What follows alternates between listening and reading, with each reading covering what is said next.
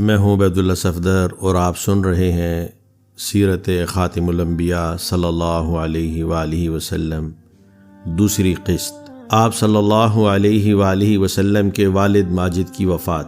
حضرت صلی اللہ علیہ وآلہ وسلم ابھی تک پیدا نہیں ہوئے تھے کہ آپ کے والد ماجد عبداللہ کو ان کے والد عبد المطلب نے حکم کیا کہ مدینہ طیبہ سے کھجوریں لائیں۔ عبداللہ آپ صلی اللہ علیہ وآلہ وسلم کو بصورت حمل چھوڑ کر چلے گئے۔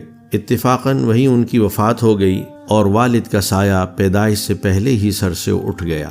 زمانہ رضاعت اور زمانہ طفولیت۔ سب سے پہلے حضرت صلی اللہ علیہ وآلہ وسلم کو آپ کی والدہ ماجدہ نے اور چند روز کے بعد ابو لہب کی کنیز صوبیہ نے دودھ پلایا۔ اس کے بعد یہ دولت خدا داد حلیمہ سعدیہ رضی اللہ تعالیٰ عنہ کو نصیب ہوئی۔ شرفاء عرب کی عام عادت تھی کہ بچوں کو دودھ پلانے کے لیے قرب و جوار کے دیہات میں بھیج دیتے تھے، جس سے بچوں کی جسمانی صحت بھی اچھی ہو جاتی تھی اور وہ خالص عربی بھی سیکھ جاتے تھے، اور اسی لیے گاؤں کی عورتیں اکثر شہروں میں شیر خوار بچے لینے کے لیے جایا کرتی تھیں۔ حضرت حلیمہ سعدیہ رضی اللہ تعالیٰ عنہ کا بیان ہے کہ میں طائف سے بنی سعد کی عورتوں کے ہمراہ دودھ پینے والے بچوں کی تلاش میں مکہ کو چلی۔ اس سال قحط تھا، میری گود میں ایک بچہ تھا، مگر فقر و فاقہ کی وجہ سے اتنا دودھ نہ تھا جو اس کو کافی ہو سکے۔ رات بھر وہ بھوک سے تڑپتا تھا اور ہم اس کی وجہ سے بیٹھ کر رات گزارتے تھے۔ ایک اونٹنی بھی ہمارے پاس تھی، مگر اس کے بھی دودھ نہ تھا۔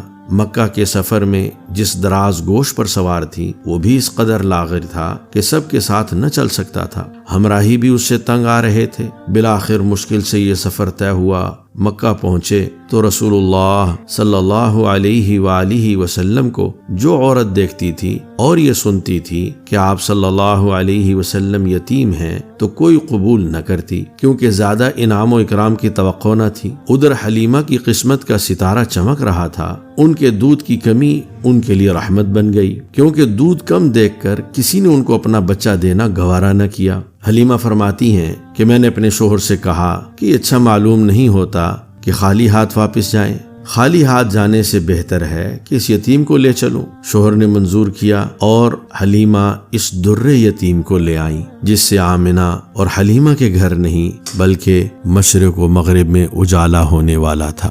خدا کا فضل تھا کہ حلیمہ کی قسمت جاگی اور سرور کائنات صلی اللہ علیہ وسلم ان کی گود میں آ گئے۔ فرودگاہ پر لا کر دودھ پلانے بیٹھی تو برکات کا ظہور شروع ہو گیا۔ اس قدر دودھ اترا کہ آپ نے بھی اور آپ کے رضائی نے بھی خوب سیر ہو کر پیا اور آرام سے سو گئے۔ ادھر اونٹنی کو دیکھا تو اس کے تھن دودھ سے لبریز تھے۔ میرے شوہر نے اس کا دودھ نکالا اور ہم سب نے سیر ہو کر پیا اور رات بھر آرام سے گزاری۔ مدتوں بعد یہ پہلی رات تھی کہ ہم اطمینان کے ساتھ نیند بھر کر سوئے۔ اب تو میرا شوہر بھی کہنے لگا کہ حلیمہ تم تو بڑا ہی مبارک بچہ لائی ہو۔ میں نے کہا کہ مجھے بھی یہی توقع ہے کہ نہایت مبارک لڑکا ہے۔ اس کے بعد ہم مکہ سے روانہ ہوئے۔ میں آپ صلی اللہ علیہ وسلم کو گود میں لے کر اسی دراز گوش پر سوار ہوئی، مگر اس مرتبہ خدا کی قدرت کا یہ تماشا دیکھتی ہوں کہ اب وہ اتنا تیز چلتا ہے کہ کسی کی سواری اس کی گرد کو نہیں پہنچتی۔ ہمراہی عورتیں تعجب سے کہنے لگی کہ یہ وہی ہے جس پر تم آئی تھی۔